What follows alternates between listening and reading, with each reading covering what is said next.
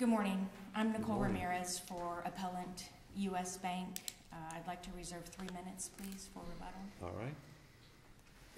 May it please the court, we'll keep with the theme of mortgage foreclosure here this morning. The bank is the appellant in this case, seeking reversal of the granting of the borrower's summary judgment, which also dismissed the action. Especially given the fact that the borrowers did file an answer and did not raise the issues that we'll be discussing in the affidavit. The bank seeks reversal of the granting of the summary judgment based on the affidavit that was submitted by the borrower being insufficient evidence, not competent evidence to even shift the burden to the bank. The affidavit could have no personal knowledge about the actions of the bank sufficient to conclusively establish that there was no issue, genuine issue of fact. Let me ask you about that, Ms. Ramirez, because I've had a question about that. The affidavit that says that there's a branch within 200 miles, let's just say might be questionable, but again, we don't have a transcript of a hearing on the motion for summary judgment, and in the stipulated statement of what occurred, I don't see anything that says that you challenge the sufficiency of that affidavit before the trial court at the hearing on the motion for summary judgment. So how do we get around that problem? The statement of proceedings does include at least the discussion that the bank argued that there was still a genuine issue of fact, which would exist because of the insufficiency of the evidence. The rehearing rule 1530 provides specifically that sufficiency of the evidence, if that's what you're arguing, is not waived. So while it is true we don't have the transcript, the bank would argue that that's not waived to have de novo review of the evidence that was used. This case is also a little bit more complicated because of the issues of law, which would not necessarily even require a transcript. The two issues that are discussed But if you're going to attack the sufficiency of the affidavit on appeal, don't you have to have raised that point specifically before the trial court in order for us to be able to reverse the trial judge on that ground? Well, as I mentioned, I think in the statement of proceedings, while it doesn't use the word hearsay or discuss in detail the sufficiency of the evidence, of course that is compiled through agreement with counsel, and if there's any disagreement, it's hard, for anyone to really recollect the exact details. The way to avoid that problem is to have a court reporter at the hearing. Of course. But again, with the rehearing, it was raised, and 1530 does specifically say in the rule that even if not waived, even if not raised before, it's not waived to the insufficiency of the evidence argument. In this particular instance, the affidavit concerned things that the borrower could have no personal knowledge of. Things in the affidavit regarding, for instance, the face-to-face counseling. She says, or the borrower says, I never participated in the face-to-face. Okay, you can have personal knowledge of that. Did you move to strike the affidavits? We did not move to strike the affidavit. Okay, so if you didn't move to strike, then paragraph 2 alleges, whether it's sufficient or not, or personal knowledge or not, the plaintiff has a branch within 200 miles of the property. Why didn't the bank just say, no, we don't, in an affidavit? And then, paragraph 4, the plaintiff does admit, I have not yet initiated discovery. And we all know if there's an argument that discovery is incomplete, summary judgment cannot be granted.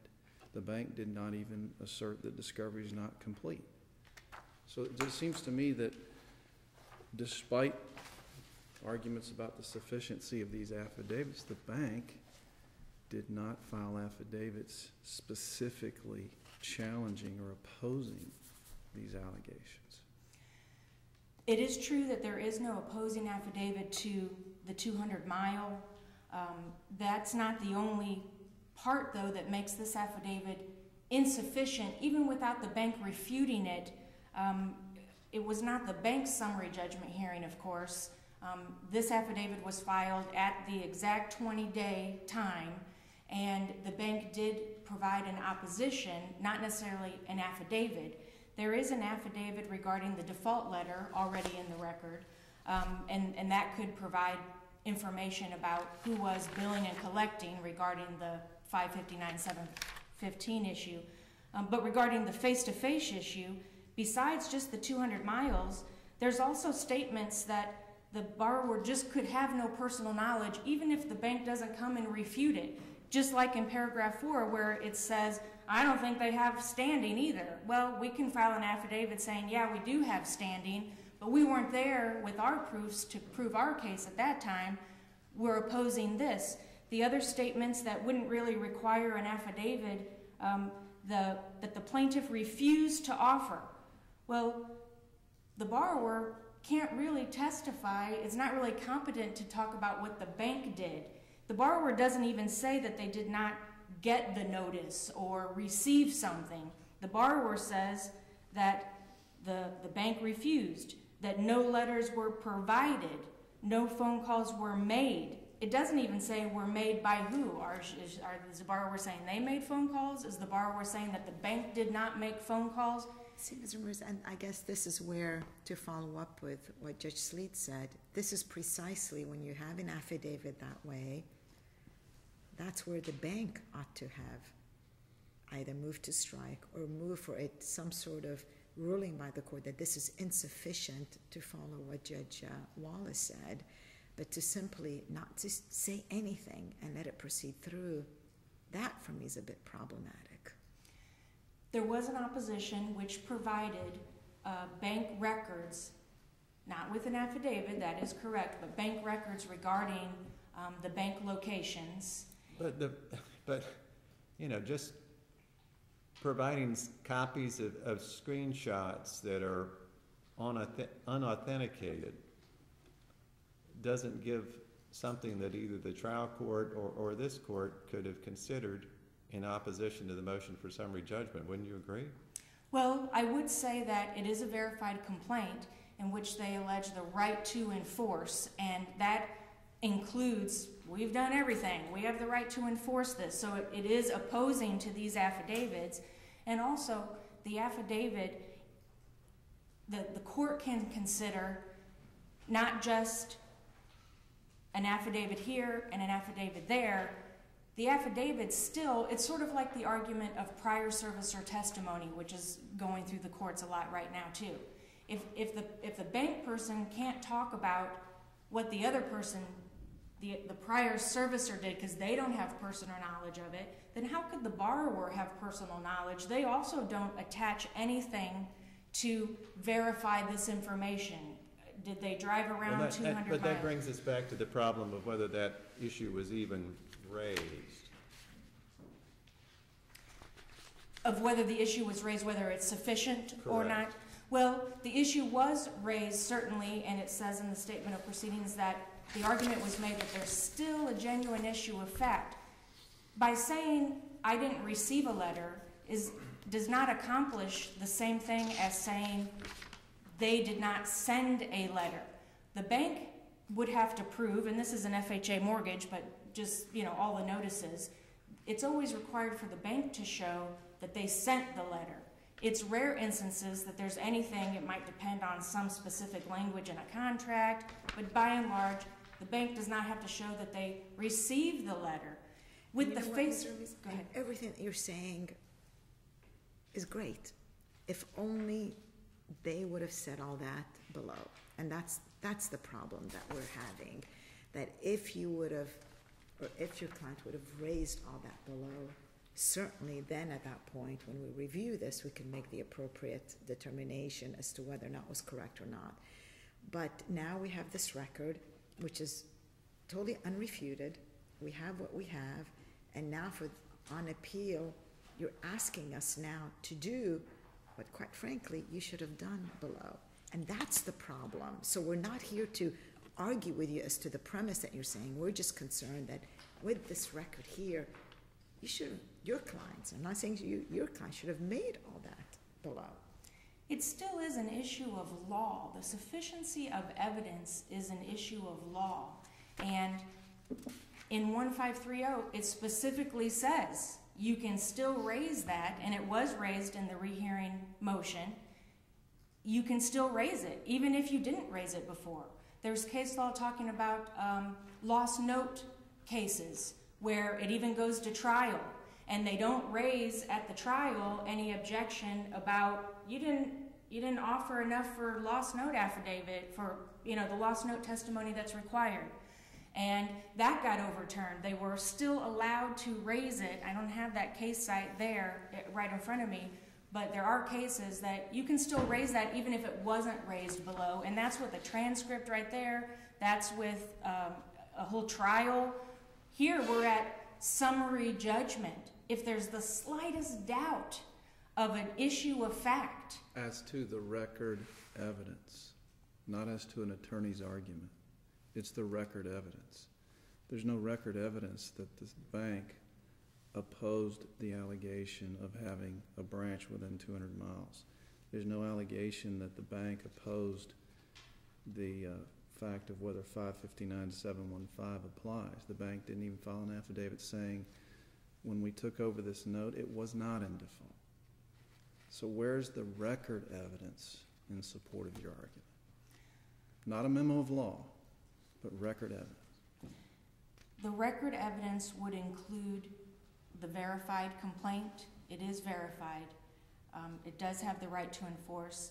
The affidavit of the default letter shows an issue of fact about that notice of assignment. If it even is, and we haven't, if it even is a condition precedent, and that's a whole nother sort of legal issue apart from the sufficiency of the affidavit. There is a case that was the Knight case, which is very similar. It does not concern specifically the face-to-face requirement. Appellee filed the notice of supplemental authority and referenced this case, Knight case. In that case specifically, the borrower's summary judgment was granted and it was reversed because there were disputed issues of fact. Now, in this case, the bank did file answers to interrogatories, so it would sure make our argument here today a lot stronger if we had something like that. I fully recognize that. But when the judge is looking at the whole totality of the record, affidavit versus affidavit, just like in the affidavit where it says, I don't think they have standing, it doesn't make it sufficient, it doesn't make it true just because they say it. So because of the 20 days, even the summary judgment rule, 1510, okay, it complied with exactly the 20 days, but there are other sections which... you keep saying that this was just 20 days, and somehow that makes a difference, but if you needed more time to get affidavits, I assume you could have asked for it and got a continuance of the hearing so that you could have gotten opposing affidavits from the client or witnesses or whoever. But there's nothing before us to indicate that happened either. It is, in best case scenario, we could have moved that and that would have been good. But that also ignores whether any of these are even legally sufficient defenses to even shift the burden. If the affidavit submitted is so insufficient that it doesn't even shift the burden to the bank, it would make the lower court's judge a lot easier when he says, okay, affidavit versus affidavit, genuine issue of fact. This did require a closer inspection of the affidavit. Say the bank was moving for summary judgment that day, and the affidavit that was filed, it's kind of in the form of it could prevent our summary judgment because it raises these issues. These were not raised as defenses. They were already waived. Even if the bank submitted an affidavit, the bank would not be capable of submitting an affidavit that said these are waived. That would be a legal argument. So there were many more arguments to make to go in and say We'll argue that the affidavit is insufficient. We could not get an affidavit in time. That would have helped. But still, the borrower, when they're providing affidavits, they need to have some personal knowledge of what they're talking about. And it's not just the 200 miles. Even when they say they reside in the property, that's an issue of fact, because do they reside on the day they signed the affidavit? Or was it that they resided there when the action was filed? When were they supposed to get this face-to-face?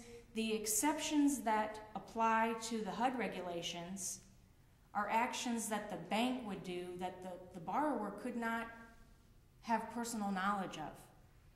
And within that 20 days, if the bank could have gotten their case together that fast and been ready to argue their standing, you name it, this was initially a motion to dismiss, four corners analysis of the complaint. And there's no cases out there that say, including the form of the Supreme Court, that talk about the conditions precedent that are necessary.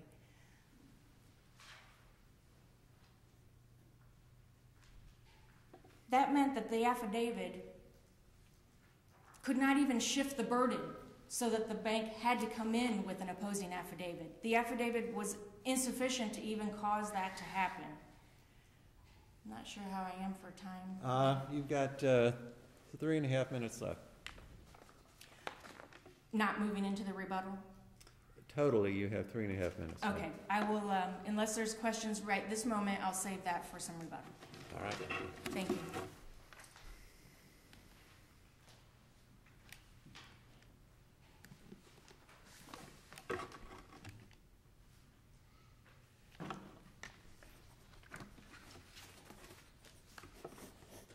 Mark Stopa, may it please the court.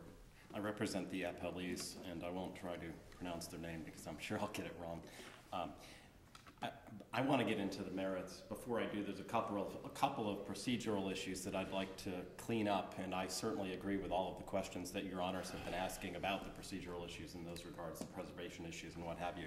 First, my opponent argued that there was a verified complaint, as if that creates an issue of fact. I'm holding the complaint in my hands. It's record sites 7 through 23. It is not verified. So there is no verified complaint. And even if the complaint had been verified in the manner required by Florida Supreme Court in 1.110B, a verification on knowledge and belief is not summary judgment evidence as a matter of law. This court held that in Ballinger. That case is not in the briefs because, frankly, they didn't even make the argument in their briefs that the complaint was verified, because it's not. But even if it had been, that's just not summary judgment evidence. So that's a non-starter. My opponent also, to answer your Honor's questions about how they could get around their lack of preservation in the absence of a transcript, tried to cite 1.530, and she referred to some cases she couldn't remember the cites for about lost note counts, and you can raise the issues for the first time on appeal. That's Rule 1.530E, where you're challenging the sufficiency of the evidence at trial in a non-jury trial. The case that she refers to is called Correa. I remember it clearly because I was the prevailing appellant's counsel. That case says you can challenge the sufficiency of the evidence for the first time in a non-jury trial on appeal. There's nothing that allows you, and they cite no cases that allow you to argue for the first time on appeal the sufficiency of a summary judgment affidavit upon which a summary judgment was granted. They have no case law to get around it. They have no argument to get around it. So their preservation issues are a reason to affirm. The preservation problems are a reason to affirm. But I also think that you should affirm on the merits, and it may sound odd for me to ask you to write a written opinion when I'm the appellee affirming as opposed to just PCA, but I think that we need some appellate court guidance on these issues on the merits here. On this face-to-face counseling issue, I submit that not only is face-to-face counseling the law and operates as a condition precedent in an FHA mortgage. One, it is the law, and two, it should be the law. Well, and I'd like to explain why both of those are the case. First, it is the law. I filed a notice of supplemental authority from the 4th DCA because it came out after my answer brief. The Knight case, that decision makes clear, okay? Now, the bank asked in that case, the 4th DCA to rule that face-to-face counseling was not a condition precedent, and they wouldn't do it. The 4th DCA said this operates as a defense in a foreclosure case. And not only is that worth noting because it's one of your sister courts, but also the procedural posture of that case. The bank the homeowners did not even file a brief. The bank's position in that appeal was totally unopposed. Unopposed, they went to the court and asked, ruled that this is not a condition precedent, and the 4th DCA wouldn't do it. Why? Because the law throughout the United States is very clear. I cite 10 different states in my answer brief: Virginia, Indiana, Pennsylvania, Iowa, California, Ohio, Illinois, Maryland, Colorado, New Jersey, and Florida with the Knight decision, all which hold that face-to-face counseling is a condition precedent in FHA mortgage. Let me stop you there, Sure. Mr. Stopa. Looking at the stipulated joint statement of the proceedings, which is all we have because we don't have a transcript of the hearing on the motion for summary judgment, is there anywhere in there where it tells us that the bank argued that this wasn't a requirement, so that the issue was raised? Anywhere in the statement of the proceedings where the bank argued that face-to-face counseling was not a requirement? Was not a requirement, because that's what you're asking us to address, correct? I agree that that issue was argued. I think that they preserved that narrow legal issue. I think that is set forth in their memos, their memos before the summary judgment hearing and in their motion for rehearing. So I do think that issue was argued below. I don't think there's Tell me where I could find that. Oh, you know, Judge, I was conceding that, so I wasn't prepared to cite you that record site. But I know that was in their motion for rehearing, and it was, they filed a couple different pretrial memos, so I do believe that issue was addressed below. If I could pull. I thought they sort of assumed that if they didn't have the meeting, then that would be a valid defense. At least that's what I got out of what's in front of us. They seem to be arguing that the counseling wasn't necessary because they didn't have a branch within the 200-mile radius of the borrower's residence. And I think they argue it two ways. I think they argue factually that exception applied, and I, of course, disagree because they didn't have any summary judgment evidence opposing mine to support that position. But I think the bigger part of their argument throughout the briefs and below was that that's not the law. I think they argue that that's not the law, that face-to-face counseling is not a condition precedent in an FHA mortgage, and I think that it is, and given the relative absence of case law on the DCA level in Florida, even notwithstanding that Knight decision that just came out, that's why I think that we need some case law on this. I provided you with numerous circuit court decisions from circuit court judges throughout the state on this issue. I think it's a matter of basic contract law. I mean, when you have paragraph 6 of the note and paragraph 9 of the mortgage that say, this security instrument does not authorize acceleration and foreclosure without compliance with HUD regulations. It's contract law. Just like paragraph 22 in the standard Fannie Mae mortgage is you're interpreting contract law. This is the same thing here. You know, I made a really bold statement in the answer brief. I said they can't cite a single case in the last 34 years that says that this is not a condition precedent in an FHA mortgage. Did they come back in the reply and say, here's the case? No, they cited none. Florida, all those 10 other states, everywhere you look, the last 34 years, they all go the same way, and they don't have a single case that goes to the contrary, because that's just basic contract law. When that's a term of the party's contract that they bargained for, that they have to comply with HUD regulations, that's how it's supposed to work and has to work. So that is one is the law, and two, I think it's important to show why it should be the law. And I cite these cases in my motion. On page 24, the courts have held in other jurisdictions, if a bank like this bank is going to avail themselves of the benefits of a government-insured loan, then they should have to do what the government says in order to get that loan. And I love some of these quotes from these cases. I just don't think that you set this case up enough for an affirming opinion, because all you have is an affidavit from your borrower client. You didn't take discovery.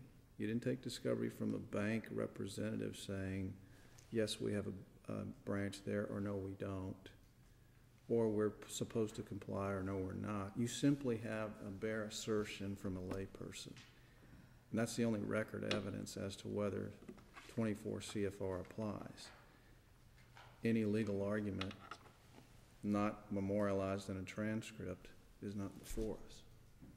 And I'm certainly not going to complain if you just decide to PCA. I mean, certainly think that's an appropriate result. But I mean, our affidavit does say, based on my personal knowledge in paragraph 1, and then something like, you know, when you say it's based on your personal knowledge, you can say whether a branch is within 200 miles of your property. She lives in the property. She knows where a branch is located. So that was certainly appropriately.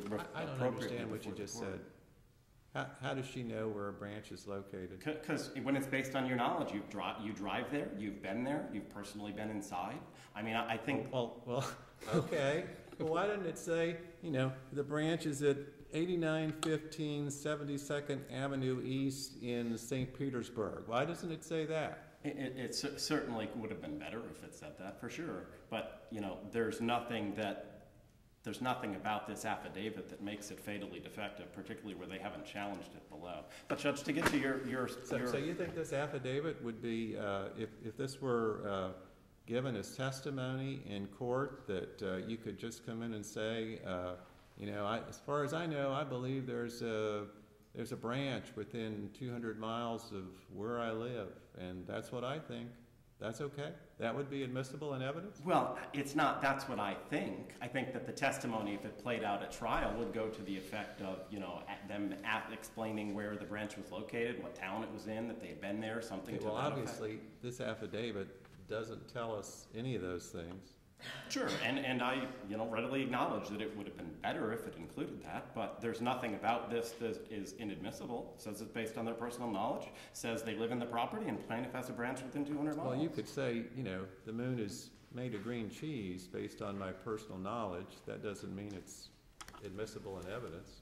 Well, I understand, but we're going based on the record that was before the lower court and this court, and that's all that we had, and that was certainly at minimum enough to shift the burden to them for summary judgment purposes to come forward with something to the contrary, and they came forward with nothing. But when I'm asking you, when I'm suggesting that a written opinion is appropriate here, like on this face-to-face counseling issue, I don't think that it's necessary to get into the minutia of the facts of this case. I think it's appropriate to simply say, we could use, So we should just write an advisory opinion just for the fun of it? No, I'm saying that the circuit court judges beneath you could use guidance from this court, because I argue this all the time. You can see from the circuit court orders I've provided you.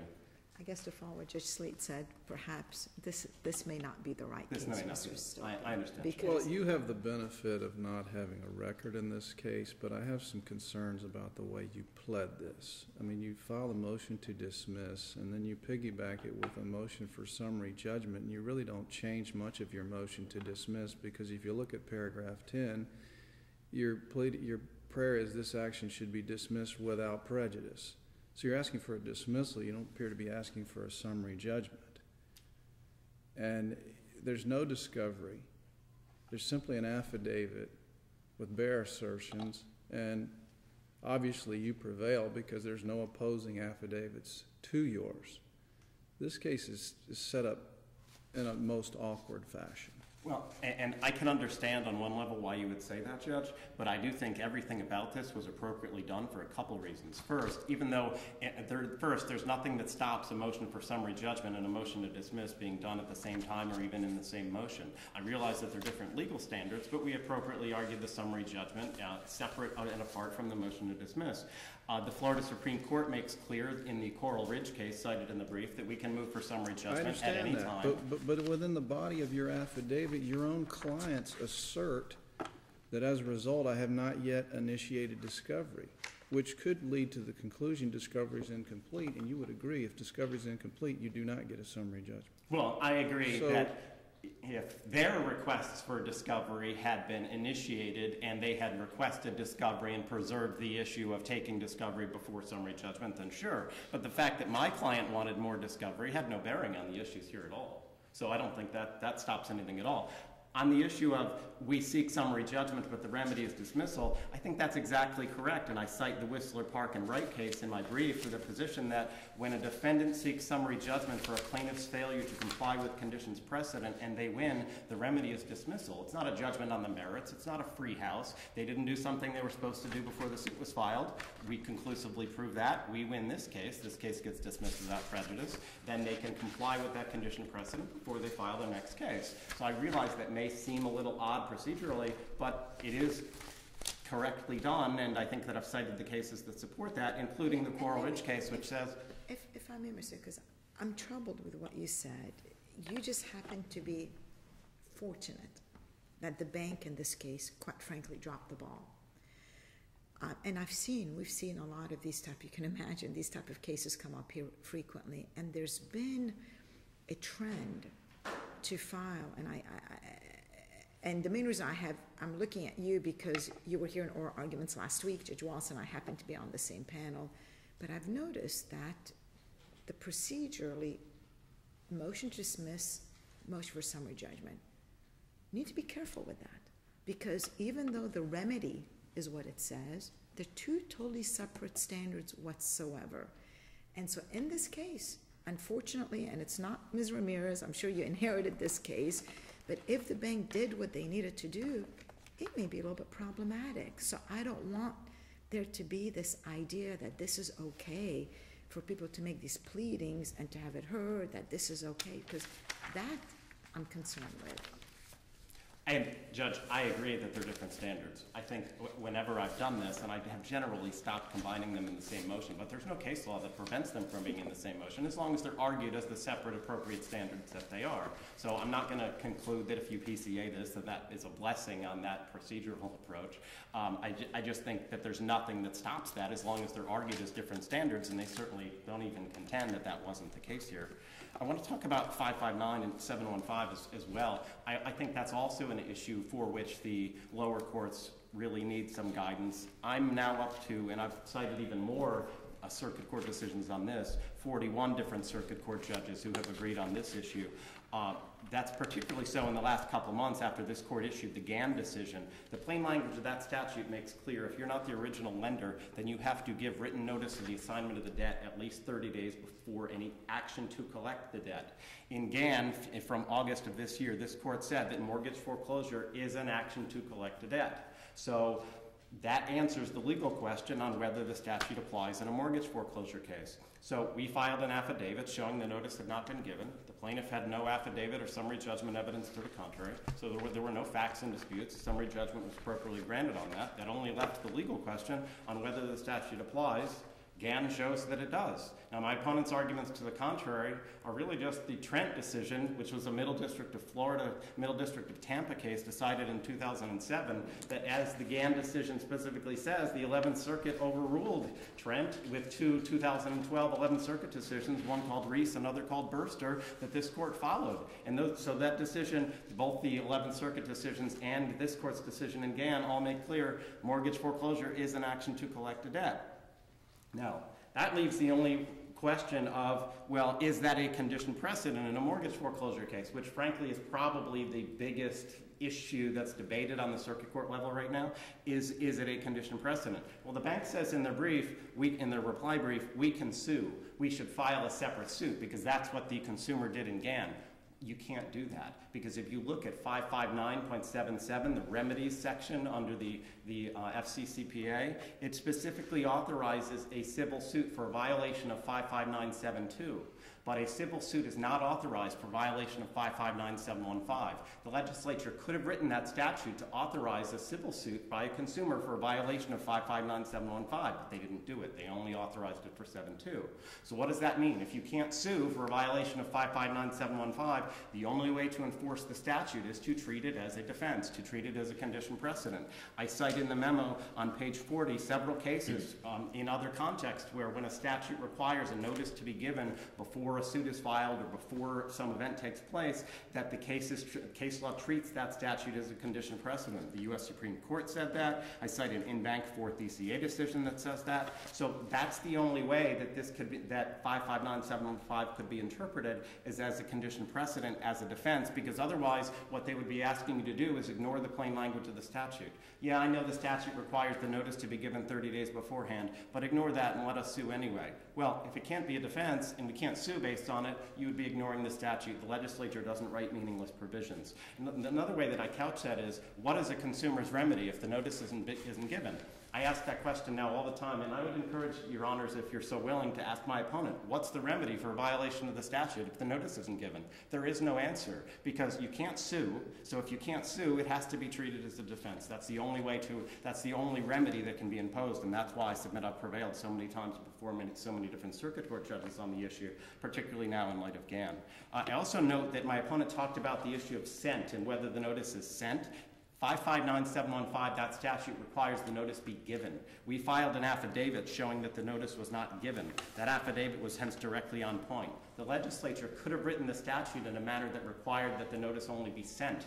They didn't do it. They required that the notice be given. So when we file an affidavit showing the notice wasn't given, that is directly on point. It shifts the burden to them to file something showing that the notice was given. They filed nothing in that regard. They designated no summary judgment evidence. They had nothing opposing what we filed at all. So I think that the 559 issue was a second appropriate basis on which to grant summary judgment, the first, of course, being the face-to-face counseling and FHA.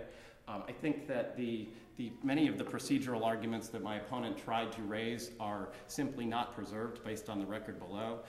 They never argued, they never requested a continuance. They argued that the pro se letter that my client filed did not preserve the conditions precedents arguments at all. But not only did they not raise that below, that argument is wrong. And I cite cases in the brief showing that that is not an answer as a matter of law. That's simply a letter, and they have no cases to the contrary on that. What was filed was simply a letter and not an answer. And even if that weren't the case, they didn't preserve that argument at all. There's nothing in their memos or anything else showing that they did. Their complaints about the affidavit being hearsay or not sufficient were not argued at all in any briefs or in any way. No transcripts. They don't have anything showing that they complained about that in their argument around that based on 1.5. Mr. Stopa, you've got 30 seconds left, sir. You need to wrap up. So, Your Honor, for all these reasons, I submit that the order on review is appropriately affirmed, either based on the face-to-face counseling or 559 or both. Thank you. All right, thank you. Ms. Ramirez, you have 3.5 minutes left for rebuttal, ma'am. Thank you very much. To answer a couple of the questions that were asked before, there was a verification to the complaint filed later. This complaint was filed during that time when it was kind of in question. Does it have to be attached? Does it require it at all? That type of thing. So there was a verification filed later. And then to also answer the questions about what was specifically in the statement of proceedings, it is included that the plaintiff argued that 559.7115 was an insufficient defense. And I know there's a lot of discussion out there about the cases that talk about that, including the Gong case. Those all involve separate actions and talk about foreclosing a mortgage could be debt collection activity. No one ever has come out to overrule Trent or to say that the filing is the activity. It always concerns the phone calls around it, the letters sent in addition to it, or attached to the complaint against law firms and that type of thing. So it's still not really, it's still a question whether it is a legal defense. Also included in the statement of proceedings was only the argument that the plaintiff had a branch office within the 200. It was not addressed that that was a legally insufficient defense in the statement of proceedings. That was one of the questions. And especially with the Knight case coming out, it specifically holds that a noncompliance with the HUD regulation may be asserted as an equitable defense. So just to clear that up, also the summary judgment rule, it does allow the court to continue a hearing if it felt that further affidavits would be required. That's right within the rule. Despite not having an affidavit to say, nuh-uh, you can't say these things, you don't have personal knowledge, it's still an issue of fact. The legislature in the 5597115, for instance, if they didn't provide a remedy, then the legislature didn't provide a remedy. There are other statutes where it comes right out and says, this is a condition precedent. The libel slander statute, that's 770.1. This is a condition precedent, the notice. It comes right out. The legislature states it, so they don't include it in the 715 section. Also, in 50198, there's a condition precedent of providing notice for actions against motor vehicles. The legislature comes right out and says that, so it's not so clear. Also, in the, I wanted to point out that in the summary judgment rule, the affidavit that's submitted, it says that it has to be made on personal knowledge and that it shall affirmatively show that the person making the statement is competent to testify to what they're saying. So whether it was waived, whether it was raised, it's still a matter of law that the bank would argue could still be reviewed by the court.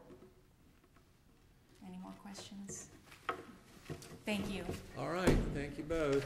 Yeah, that will conclude our docket for today, and we'll be adjourned.